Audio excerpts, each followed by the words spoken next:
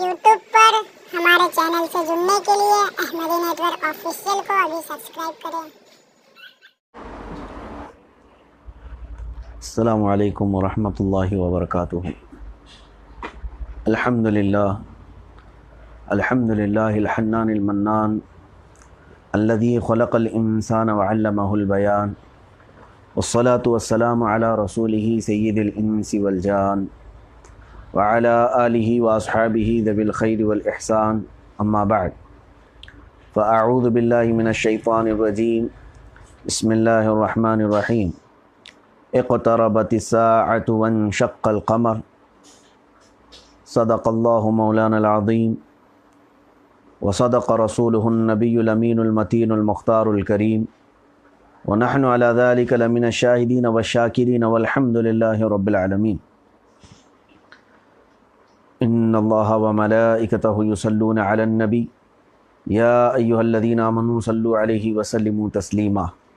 अल्लाहुम्मा सल्लि अला सय्यिदिना व मौलाना मुहम्मदिन मअदनिल जूदि वल करम व आलिहि व अस्हाबिहिल किराम व इब्निहिल करीम व बारिक व सल्लिम सलातन दाइमतन सरमदन अबदा। अज़ीज़ान गिरामी वक़ार, अल्लाह रब्बुल इज़्ज़त ने इस दुनिया को एक महदूद वक्त के लिए बनाया है और हम तमाम मोमिनीन मुस्लिमीन इस बात का अक़ीदा भी रखते हैं कि क़यामत का आना हक़ है और जिसने इनकार किया वो इस्लाम से ख़ारिज हुआ। बुनियादी चीज़ें जो ईमान की हैं हमारे दरमियान, ईमान मुफ़स्सल ही को ले लें तो उसमें हम यही कहते हैं आमनतु बिल्लाहि व मलाइकतिहि व कुतुबिहि व रुसुलिहि वल यौमिल आखिर। पाँचवें नंबर पर हम ईमान लाते हैं आखिरत पर, यानी क़यामत के दिन पर। और क़यामत कब आएगी, कैसे आएगी, इसके मुतालिक भी बहुत कुछ आपने सुना होगा और इस चीज़ को याद रखना हर मुसलमान के लिए बहुत ज़रूरी है। रसूल पाक सल्लल्लाहु तआला अलैहि वसल्लम की विलादत पाक और आपकी वफ़ात क़यामत की सबसे पहली निशानी है, क्योंकि रसूल पाक सल्लल्लाहु तआला अलैहि वसल्लम की बिअसत और आपकी वफ़ात ज़ाहिरी या क़यामत के निशानियाँ वहाँ से शुरू हो चुकी। और मेरे आका सल्लल्लाहु तआला अलैहि वसल्लम ने छोटी बड़ी बहुत सारी निशानियाँ बयान फरमाई, जिनको दो चीज़ों में तकसीम किया गया, अलामात सुग़रा और अलामात कुबरा। और तकरीबन छोटी निशानियाँ जितनी थी वो ज़ाहिर हो चुकी हैं। बड़ी निशानियाँ जिसमें चंद मेरे आका सल्लल्लाहु अलैहि वसल्लम ने फरमाया क़यामत उस वक्त तक कायम नहीं होगी जब तक कि हज़रत ईसा अलैहिस्सलाम नाजिल ना हो जाए, याजूज माजूज का निकलना, दज्जाल का ज़ाहिर होना, दाब्बतुल अर्द का खुरूज, सूरज का पश्चिम से निकलना और ज़मीन का धंस जाना 3 जगहों से, ये तमाम बड़ी अलामात हैं। रसूल पाक सल्लल्लाहु तआला अलैहि वसल्लम ने ये भी इरशाद फरमाया कि ये सारी चीज़ें एक के बाद दीगरे बहुत जल्दी जल्दी पेश आएंगी। आज मैं आपके सामने कुछ अहम चीज़ें ये बताना चाह रहा हूँ कि हालात जो अभी नज़र आ रहे हैं, बिल्कुल तेज़ी से हम क़यामत की तरफ बढ़ रहे हैं। जिन अलामात को मेरे आका सल्लल्लाहु तआला अलैहि वसल्लम की अहादीस में हम पढ़ते हैं तो ऐसा लगता है कि वो ज़माना बहुत करीब है जिस ज़माने में हम आज जी रहे हैं।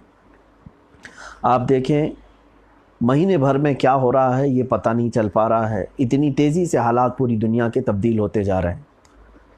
एक हदीस पाक मैं आपके सामने सुनाता हूँ, उसके बाद उसकी तशरीह में ही मैं अपनी गुफ्तगू को ख़त्म करूँगा। यह हदीस पाक है हज़रत मुआज़ बिन जबल रदी अल्लाह तआला अन्हु से। आप फरमाते हैं रसूल करीम सल्लल्लाहु तआला अलैहि वसल्लम ने इरशाद फरमाया उमरान बैतुल मक़दिसी। यह हदीस के अल्फाज यूँ भी हैं उमरानुल मक़दिसी ख़राब यसरिब व ख़राब यसरिब व ख़राब यसरिब खुरूजुल इब्तिदाउल मलहमती व इब्तिदाउल मलहमती फ़तह क़ुस्तुनतीनियत व फ़तह क़ुस्तुनतीनियत खुरूजुद दज्जाल और कमा क़ाल नबी सल्लल्लाहु तआला अलैहि वसल्लम। आपने फरमाया कि मैं रसूल करीम सल्लल्लाहु तआला अलैहि वसल्लम को ये फ़रमाते हुए सुना हूँ, ये मेरे आका सल्लल्लाहु अलैहि वसल्लम ने फरमाया कि बैतुल मुक़द्दस आबाद होगा اور مدینہ طیبہ کی ویرانی ہوگی۔ ویران کا مطلب ویسی ویرانی نہیں جس کو ہم عام لفظوں میں ویران کہتے ہیں، بلکہ کچھ چیزوں کی ویرانی کہ لوگوں کا وہاں عبادات وغیرہ سے دور ہو جانا، اس کو بھی ویرانی کہا جاتا ہے۔ جیسے کہ آج پوری مسجد نبوی بند ہے،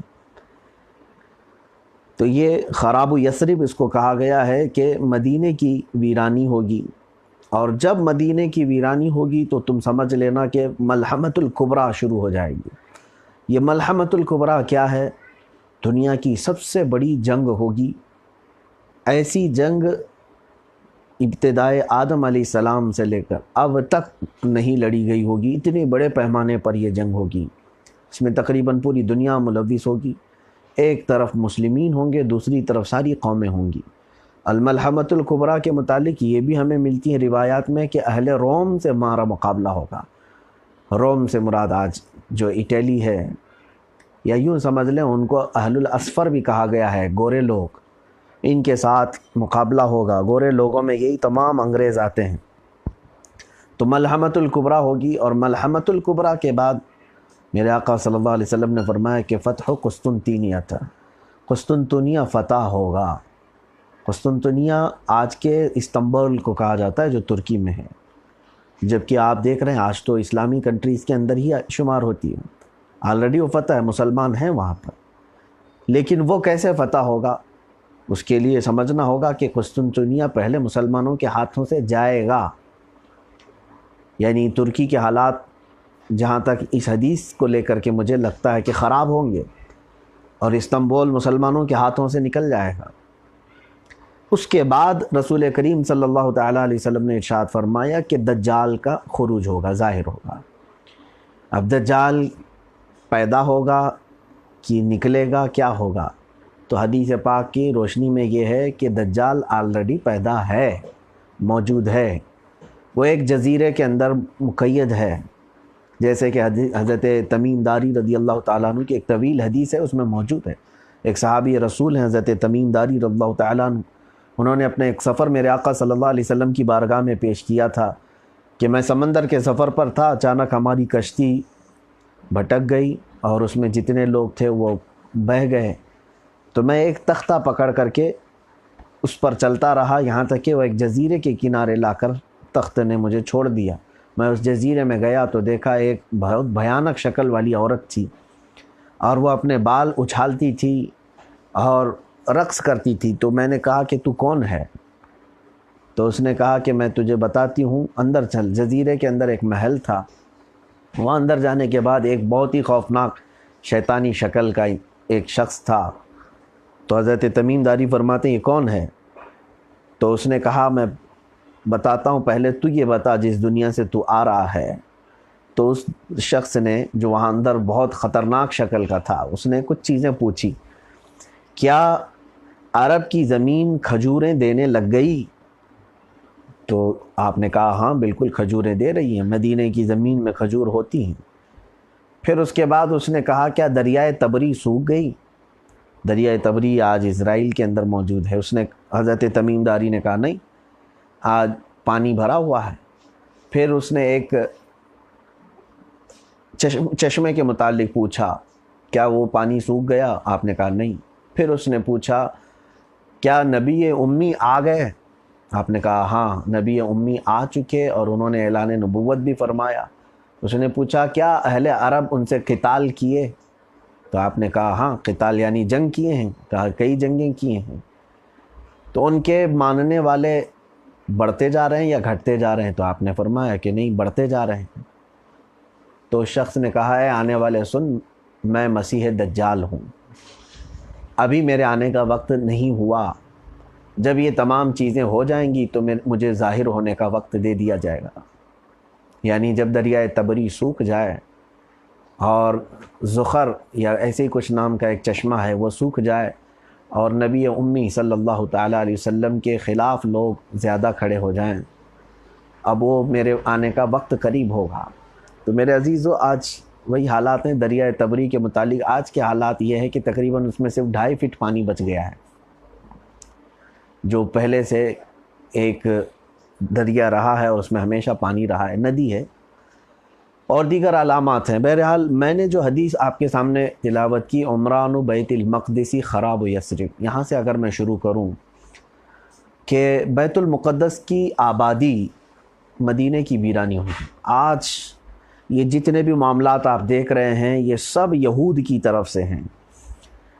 یہ پورے یہودی اسرائیل کی طرف ہجرت کر کے جا چکے، تقریباً 1920 سے ان کی ہجرتیں چالو ہو گئی ہیں، یعنی دنیا میں جہاں جہاں یہودی تھے ان کو زبردستی اسرائیل کی طرف بھیجا گیا، جبکہ اسرائیل کوئی ایک کنٹری نہیں تھی، فلسطین تھا، یہ عرب کا ایک حصہ تھا۔ یہ سب ہجرت کر کر کے جاتے رہے۔ شروع میں صرف 4000 یہودی گئے تھے، آج بڑھتے بڑھتے ان کی تعداد لاکھوں سے زیادہ ہو گئی۔ اب وہاں پر یہ لوگ سب جمع ہو رہے ہیں اور انہوں نے قرار یہ پاس کروایا پورا انٹرنیشنل طریقے سے UN میں کہ دنیا میں جہاں کہیں بھی یہودی ہے اسے بالکلیہ اختیار ہے کہ وہ جب چاہے اپنے خاندان سمیت اسرائیل ہجرت کر سکتا ہے، اس کی اپنی وہ زمین ہوگی۔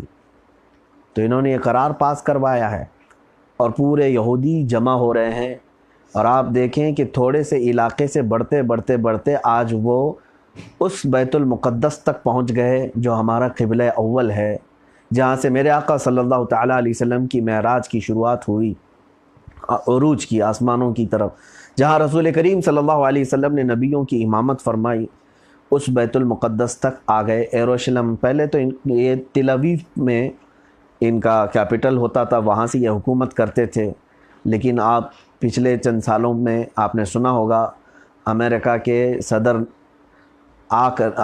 ٹرمپ نے آ کر کے اپنی ایمبیسی کو، اپنے سفارت خانے کو منتقل کر کے یروشلم میں رکھ دیا اور کہا کہ اب ہم یہاں سے یہ سمجھیں گے کہ اسرائیل کا کیپٹل اب بیت المقدس ہے، یعنی یروشلم ہے، جو آج تک نہیں ہوا تھا۔ تو اب یہ پورے طور پر اس کو اپنے انڈر میں کریں گے بیت المقدس کو۔ ان کا پلان یہ ہے کہ بیت المقدس جہاں مسجد یہ قبۃ الصخرہ جو پیلا گنبد آپ کو نظر آتا ہے، اس کو شہید کرنا ہے، اس کو ختم کرنا ہے، اور وہاں پر ایک ہیکل سلیمانی بنانا ہے۔ ہیکل سلیمانی کیا چیز ہے؟ حضرت سلیمان علیہ السلام کے زمانے میں بنی ہوئی وہ عمارت، جس کو بعد میں کئی لوگوں نے آ کر کے ظالموں نے ختم کر دیا تھا، اس کی اینٹ سے اینٹ بجا دی تھی، یہودیوں کا قتل عام ہوا تھا، ان کو وہاں سے نکالا گیا تھا۔ تو یہودی آج بھی یہ عہد کیے بیٹھے ہوئے ہیں کہ ہم واپس اس زمین پر آئیں گے تو ہم سب سے پہلے یہ ہیکل سلیمانی بنائیں گے، جس کو اب وہ اگر بنائیں گے تو یہ ان کا بنانا تیسری مرتبہ ہوگا۔ 2 مرتبہ وہ عمارت ختم کی گئی ہے، اب یہ تیسری مرتبہ بنائیں گے، اسی لیے اس کو تھرڈ ٹیمپل کے نام سے یاد کیا جا رہا ہے۔ تھرڈ ٹیمپل کا مطلب یہ ہے کہ اب وہ تیسری مرتبہ اس کو بنانے جا رہے ہیں۔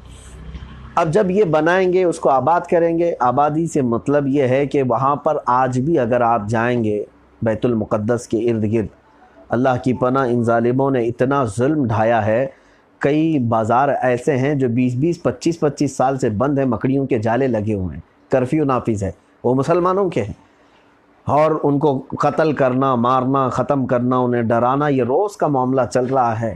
اس کے بعد ہوگا یہ کہ ان کی ساری زمینیں یہ لوگ ہڑپ لیں گے مسلمانوں کی، اور اپنی آبادیاں وہاں پر تیزی سے یہ تعمیر کر رہے ہیں، اور بغیر اجازت کے یہ پورے فلسطین میں غزہ پٹی تک آ چکے، اور پھر وہاں سے اپنی آبادیاں، اپنی یہودی کالونیاں بنا رہے ہیں، بڑی بڑی بلڈنگیں، اور پھر پکنک پوائنٹس بنا رہے ہیں۔ تو اسی کو حدیث پاک میں یوں سمجھتا ہوں، عمران المقدسی، یعنی بیت المقدس کی آبادی، وہاں ایسا آباد کریں گے۔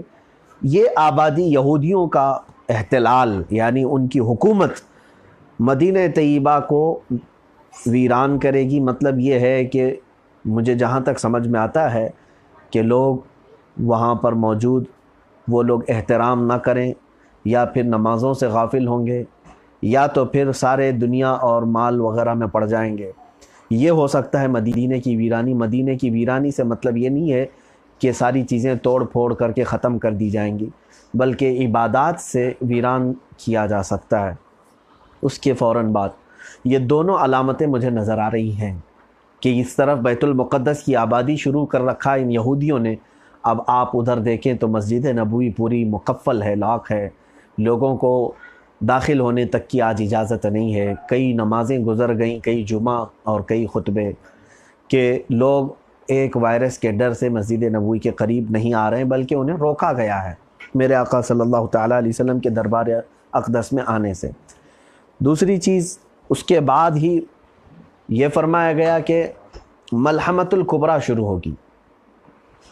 یہ ملحمۃ الکبریٰ یہ سمجھنے کی آج ضرورت ہے، جس کے متعلق فرمایا گیا کہ ایک ایسی بڑی جنگ جو آج تک نہیں ہوئی تھی، اور اس جنگ کی جگہ ملک شام حلب کے پاس ہے، اور وہ رسول کریم صلی اللہ تعالیٰ علیہ وسلم کی اس حدیث سے اور دیگر جو حدیثیں ہیں اس سے یہ سب پتہ چلتا ہے کہ اس جنگ کی قیادت حضرت امام مہدی فرمائیں گے۔ امام مہدی کون ہیں؟ امام مہدی یہ پیدا ہوں گے، حضور اکرم صلی اللہ تعالیٰ علیہ وسلم کی اتنی حدیثیں ہیں جو تواتر کی حد تک پہنچی ہوئی ہیں امام مہدی کے آنے کے متعلق۔ حضور صلی اللہ علیہ وسلم نے فرمایا، میری اولاد میں آخر زمانے میں میرے نام کا ایک بچہ پیدا ہوگا جو پوری روئے زمین کو عدل سے بھر دے گا، پوری روئے زمین کو عدل اور انصاف سے بھر دے گا، اور ان کی صفات بھی یہ بتا دی گئی ہیں کہ وہ کس طرح کی صورت رکھتے ہوں گے۔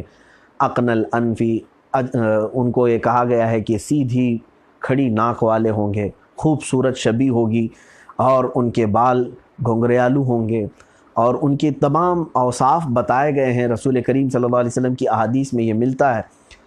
اب وہ کہاں سے نکلیں گے، کہاں آئیں گے، اس کے متعلق بہت سارے اختلافات ہیں۔ بعض نے کہا مدینہ طیبہ سے، لیکن حدیثوں میں یہ ملتا ہے کہ وہ مشرق کی طرف سے آئیں گے۔ تو امام مہدی کا ظہور ہوگا۔ اب امام مہدی کب آئیں گے اس کی کچھ علامات میں آپ کو بتا دوں۔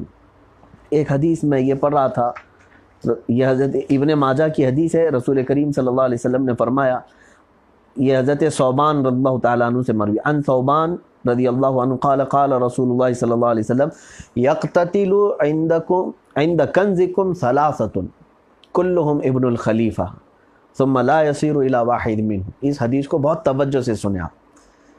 حضور پاک صلی اللہ علیہ وسلم نے فرمایا کہ قریب ہے کہ تمہارے پاس ایک بہت بڑا خزانہ ہوگا، اس خزانے کے لیے 3 لوگ لڑیں گے آپس میں، اور تینوں بادشاہوں کے بیٹے ہوں گے۔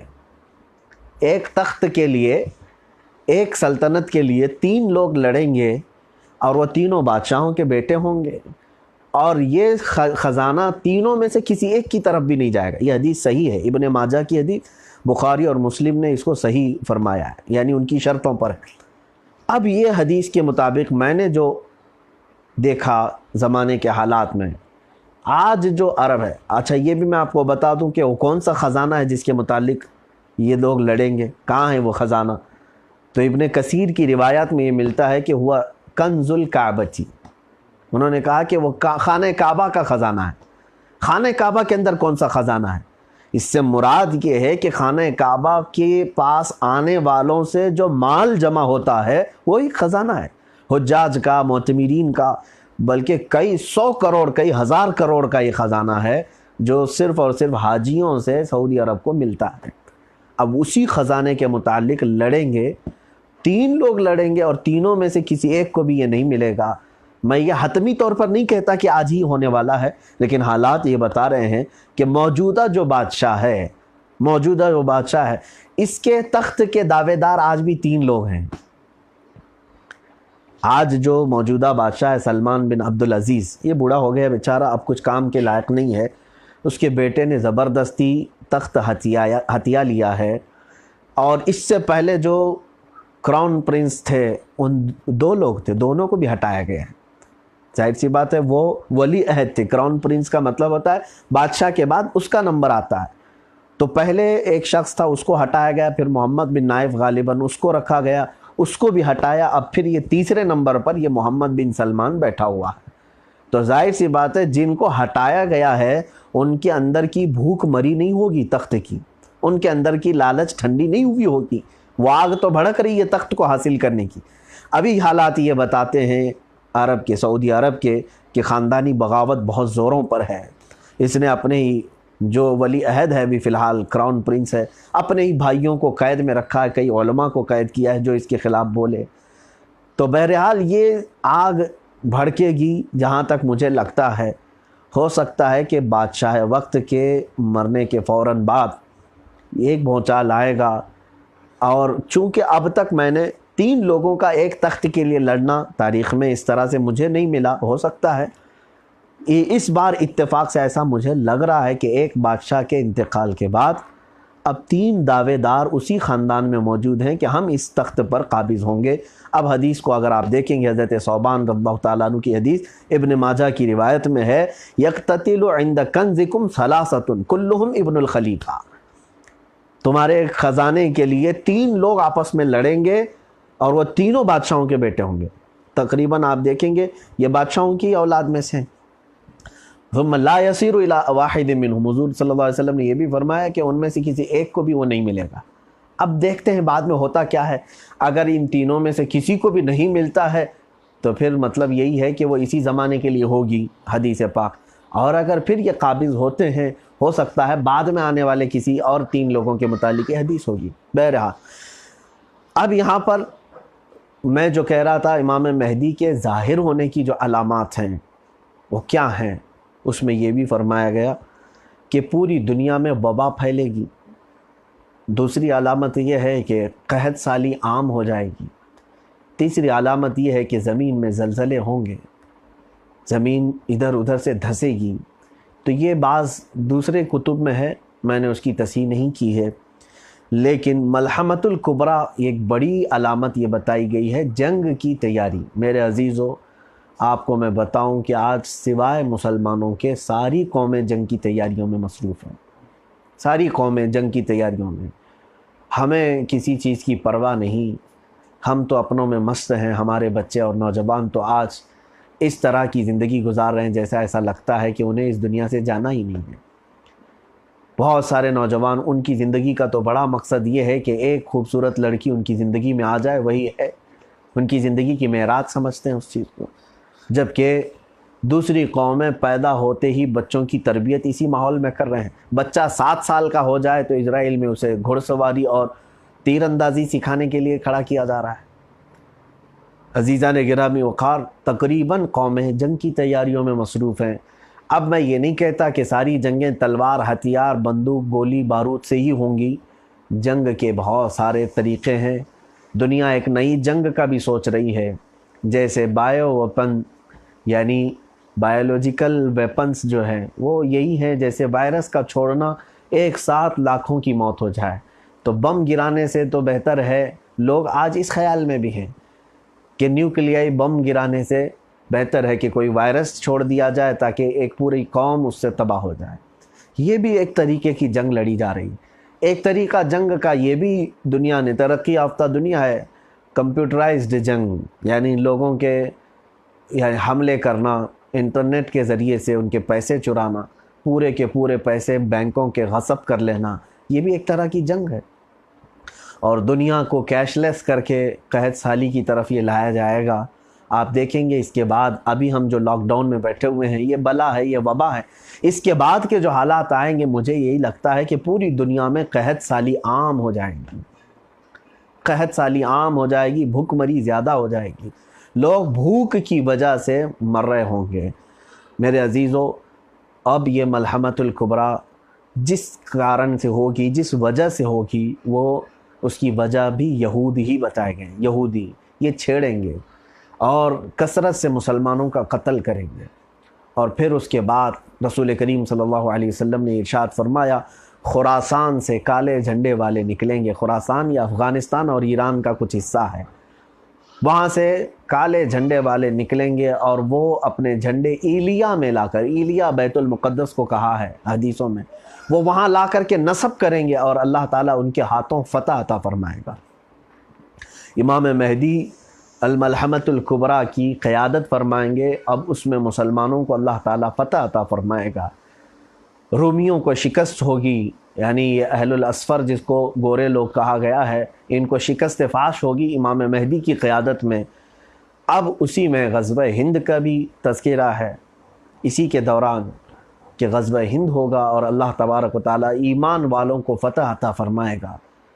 ظاہر سی بات ہے یہ ظلم کے خلاف لڑائی ہوگی، جہاں جہاں ظلم ہوگا اس کے خلاف یہ لڑائی ہوگی، اور زمین کو عدل و انصاف سے بھرنے کے لیے یہ لڑائی ہوگی۔ حدیثوں سے جو مل رہا ہے وہ میں آپ کے سامنے کہہ رہا ہوں۔ اب ملحمۃ الکبریٰ جیسی ہی ختم ہوگی، یعنی یہ جنگ کا خاتمہ ہوگا، تو مومنین جو ہے 3 حصوں میں تقسیم ہوں گے، یہ بھی حدیث پاک میں ہے۔ اس میں سے ایک حصہ قسطنطنیہ فتح کرنے کے لیے نکلے گا، وہی استنبول جس کو میں کہہ رہا ہوں۔ ہو سکتا ہے اس زمانے میں یہ مسلمانوں کے ہاتھ سے نکلا ہوگا۔ حدیث کے الفاظ یہ ہیں، وہ یہ کہیں گے لا الہ الا اللہ واللہ اکبر، اتنا کہیں گے 3 مرتبہ۔ یہ فوج صرف اتنا کہے گی تو وہ قسطنطنیہ فتح ہو جائے گا، یعنی بغیر لڑائی کے، بغیر قتل و قتال کے قسطنطنیہ مومنین کے ہاتھوں آئے گا۔ اب جیسے ہی قسطنطنیہ فتح ہوگا، وہاں ایک افواہ نہیں بلکہ ایک اعلان ہو جائے گا، اور سارے لوگ چونک جائیں گے۔ جیسے ہی قسطنطنیہ کی فتح کی خوشیاں لوگ منا رہے ہوں گے، اچانک یہ اعلان کر دیا جائے گا کہ دجال ظاہر ہو چکا ہے، دجال آ چکا ہے۔ تو دجال کے آنے کی خبر سن کر کے مومنین سب پھر جمع ہوں گے۔ اب دجال اتنا فساد مچائے گا پوری دنیا میں، اتنا کہ جو بھی مومن ہوگا اسے قتل کرے گا۔ مسلمانوں کا سخت ترین وہ دشمن ہوگا، وہ یہ کہے گا کہ مجھے خدا تسلیم کرو، میں اپنی جنت میں تمہیں رکھوں گا۔ لیکن جن لوگوں نے اس کی سختیوں کو دیکھ کر کے اسے خدا کہا، وہ کافر و مشرک مر جائیں گے، اور جو لوگ اس کی تکلیفوں پر صبر کرتے رہ گئے، اللہ رب العزت ان کو بلا حساب و کتاب جنت عطا فرمائے گا۔ دجال کا فتنہ دنیا کا سب سے بڑا فتنہ ہوگا، جو اب تک اتنا بڑا فتنہ نہیں ہوا تھا۔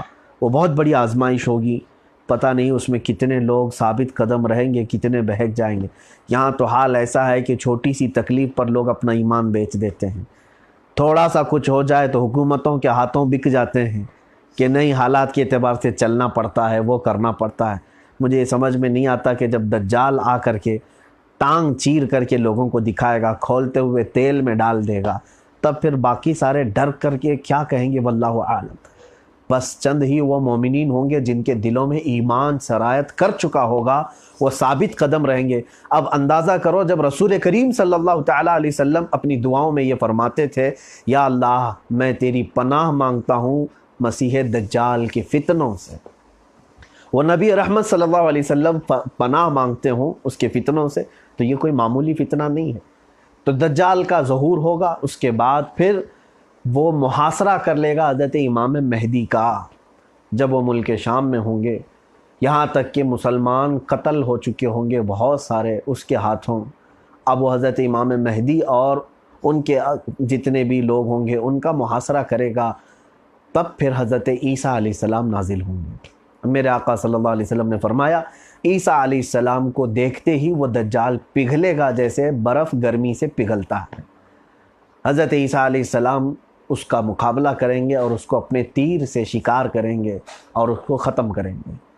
یہ دجال کا خاتمہ ہوگا۔ اس کے بعد حضرت امام مہدی کا وصال، حضرت عیسیٰ علیہ السلام کا وصال۔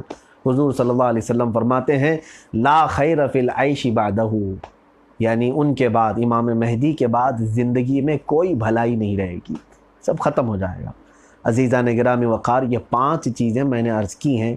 پہلی چیز بیت المقدس کی آبادی، دوسری چیز مدینہ طیبہ کی ویرانی، تیسری چیز یہ ملحمۃ الکبریٰ جنگ کا ہونا، چوتھی چیز فتح قسطنطنیہ استنبول کی فتح، پانچویں چیز دجال کا ظاہر ہونا۔ یہ یکے بعد دیگرے، یہ ترتیب آج میں نے پہلی مرتبہ آپ کے سامنے رکھی ہے۔ بہت سارے لوگ اس میں کنفیوز ہوتے ہیں کہ کیسے ہوگا۔ اب امام مہدی کے انتظار میں زمانہ بیت گیا، بہت سارے لوگوں نے اپنے اپنے زمانے میں کہا اب آئیں گے، تب آئیں گے۔ بہرحال ہم بھی یہی دعا کرتے ہیں کہ ابھی وہ اس زمانے میں آئیں۔ کاش ہمیں دجال کے فتنوں سے اللہ تعالیٰ بچا کر امام مہدی کی فوج میں داخل فرمائے، اس لیے کہ اس زمانے میں ہم دور دور تک دیکھتے ہیں، ہمارا کوئی قائد نظر نہیں آتا، ہمارا کوئی لیڈر نظر نہیں آتا جو ہماری قیادت کرے اور ہمارے لیے حق کی آواز بلند کرے۔ اب صرف اور صرف مجھے لگتا ہے، دیکھیں اب وہ مجدد کا زمانہ بھی ختم ہوتا نظر آ رہا ہے، حالانکہ ہر 100 سال پر ایک مجدد آتا ہے۔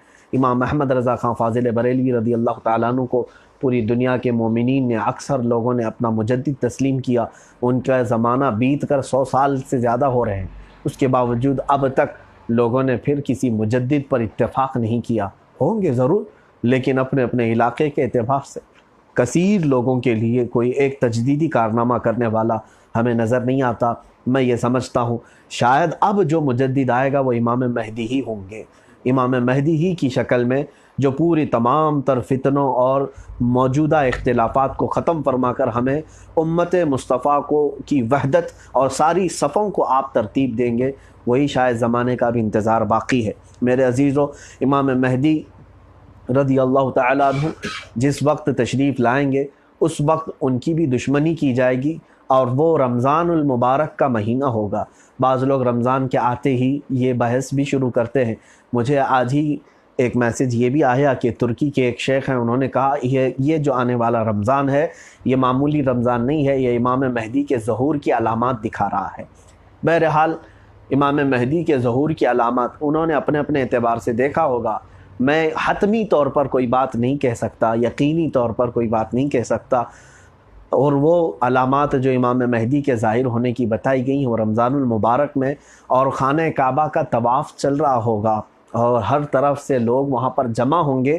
اب یہ یہ خانہ کعبہ کے حجر اسود اور حتیم کعبہ کے درمیان، یعنی خانہ کعبہ کا جہاں دروازہ ہے اس دروازے کے پاس آپ کھڑے ہو کر کے اعلان فرمائیں گے اور موجودہ لوگ سب آپ کے ہاتھ پر بیعت فرمائیں گے۔ لیکن آج کے حالات تو ایسے ہیں کہ طواف سے ہی انہوں نے روک رکھا ہے، پورے خانہ کعبہ کو سیل کر کے رکھا ہے، مختصر لوگوں کو جانے کی اجازت دی جا رہی ہے۔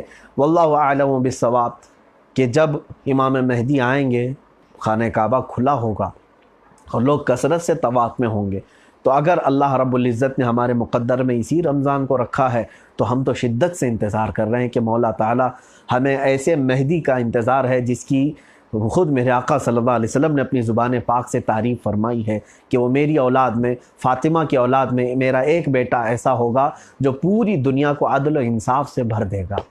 ہم تو اس مہدی کے انتظار میں ہیں۔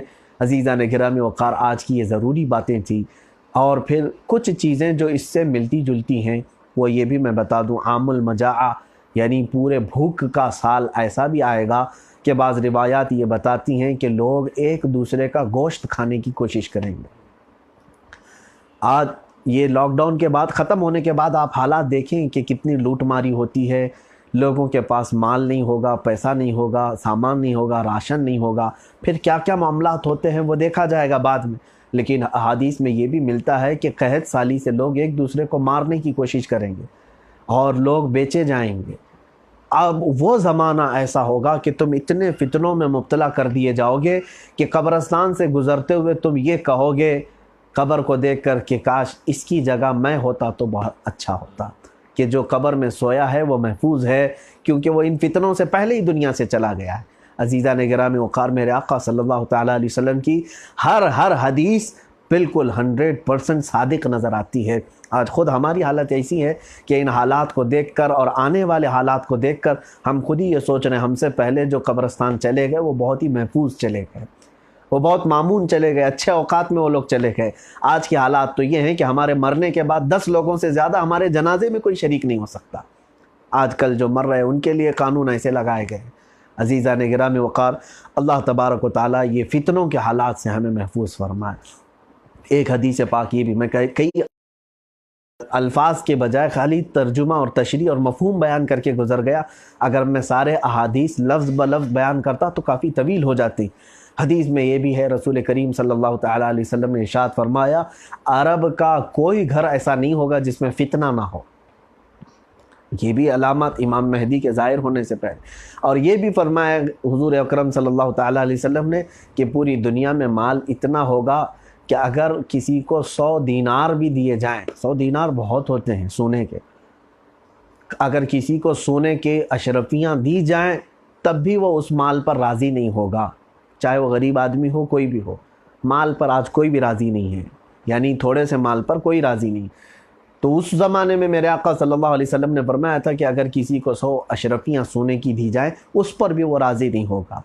اور ایک حدیث حضرت غالباً حضرت ابو ذر رضی اللہ تعالیٰ کسی اور صحابی سے ہے یہ کہ آپ نے فرمایا کہ عراق والوں پر ایک ایسا وقت آئے گا کہ ان کے پاس ایک درہم بھی باقی نہیں رہے گا اور گیہوں کا ایک چلو ایک کھٹوری بھی ان کے پاس کھانے کی نہیں رہ جائے گی، ایسی حالت ان کی آئے گی۔ آج عراق اسی حالت میں جا رہا ہے۔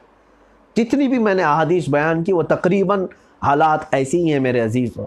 مال پر ہمارا سب کا اس طرح سے یعنی حملہ کرنا، کسی بھی چیز پر آج اکتفا یا پھر قناعت نہیں رہ گئی، اور اہل عراق کی حالت بہت ہی خراب ہے۔ ہم نے دیکھا ہے ان کے پاس کھانے کے لیے گوشت کا ایک ٹکڑا بھی نہیں ملتا، ایک ٹکڑا ان کو دینے جاتے ہیں تو جھپٹا مار لیتے ہیں۔ تو یہ اور حالات ہو سکتا ہے، ایسے ہی ہونے والے ہیں۔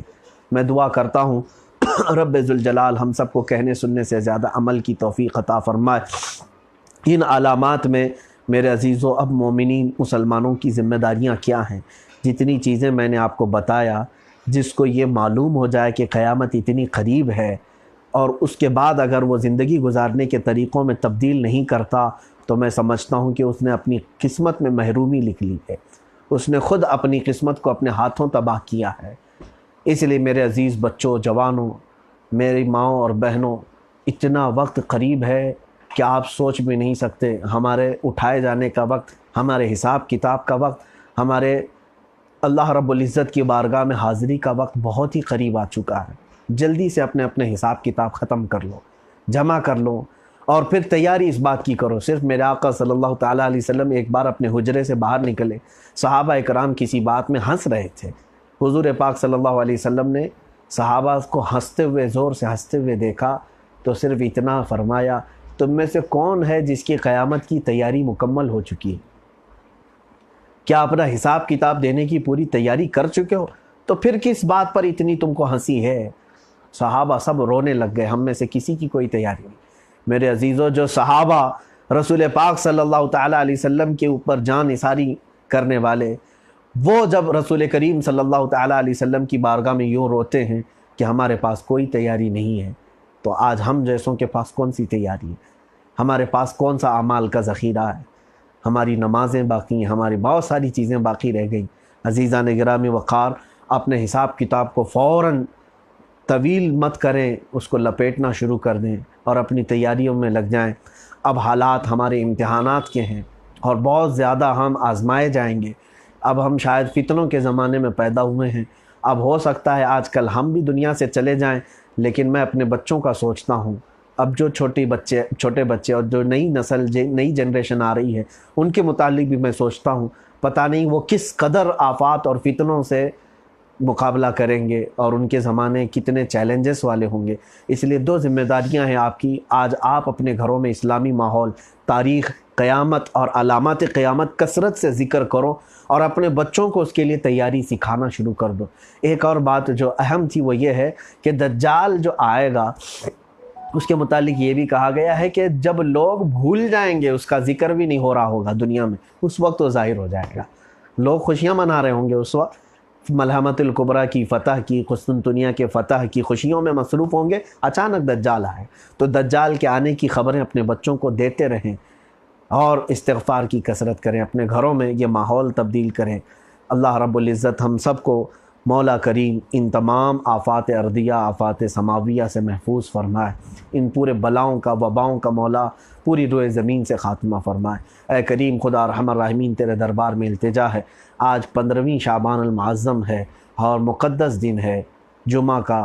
اے رب ذوالجلال، جلد سے جلد تو اپنے گھروں کو ہمارے لیے کشادہ فرما دے، تیرے گھر مسجدیں کھل جائیں اور صفیں پھر سے مولا بارونق ہو جائیں، سجدوں سے بھر جائیں مسجدیں۔ اے الہ العالمین، ہم سب کو ادب سے تیرے حبیب پاک صلی اللہ علیہ وسلم کے روضہ اقدس کی حاضری نصیب فرما، خانہ کعبہ کا طواف نصیب فرما۔ مولا ہم سب کے والدین کا سایہ دراز فرما، جو دنیا سے جا چکے مولا ان کی مغفرت فرما۔ بس تیری بارگاہ میں اتنی التجا ہے، جتنے دن کی بھی زندگی ہے مولا امن کی زندگی عطا فرما، اور جب دنیا سے خاتمہ ہو تو مولا ایمان پر خاتمہ فرما۔ اے رب ذوالجلال، ایمان پہ خاتمہ فرما، ہم سب کو ایمان پہ موت عطا فرما۔ وصلی اللہ تعالیٰ علی خیر خلقی محمد وآلہ واصحابہ اجمعین، وآخر دعوانا ان الحمد للہ رب العالمین۔ السلام علیکم۔ یوٹیوب پر ہمارے چینل سے جڑنے کے لیے احمدی نیٹ ورک آفیشیل کو ابھی سبسکرائب کریں۔